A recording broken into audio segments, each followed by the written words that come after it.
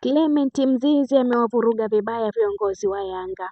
Klabu ya Yanga imejikuta ikikumbwa na pigo kubwa baada ya mshambuliaji wake Clement Mzize kupata majeraha yaliyolazimisha kubadilika kwa mipango ya benchi la ufundi kuelekea michezo ijayo ya mashindano ya ndani na kimataifa.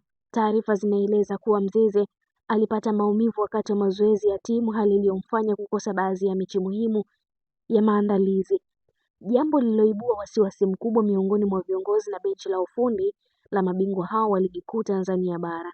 Kocha wa Yanga Pedro Gonçalves amelazimika kufanya marekebisho ya haraka katika mfumo wa ushambuliaji, huku akijaribu kuandaa wachezaji wengine kuziba pengo la mshambuliaji huyo ambaye amekuwa tegemeo muhimu la timu msimu huu kutokana na uwezo wake na kufumania nyavu. Kwa upande wa viongozi wa klabu, hali ya Mzize imewafanya kukuna vichwa, wakitafakari namna ya kukabiliana na changamoto hiyo, hasa ikizingatiwa ratiba ngumu ya michezo inayowakabili Yanga katika siku za hivi karibuni.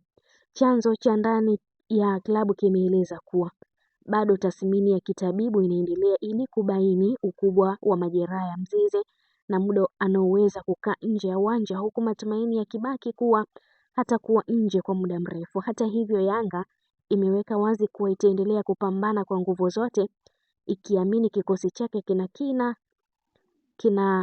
kina wachezaji wazuri na cha kutosha kukabiliana na changamoto hiyo, huku mashabiki wakisubiri kwa hamu kurejea kwa Mzize ili kuendelea kuisaidia timu yao kupigania mafanikio kwa pamoja.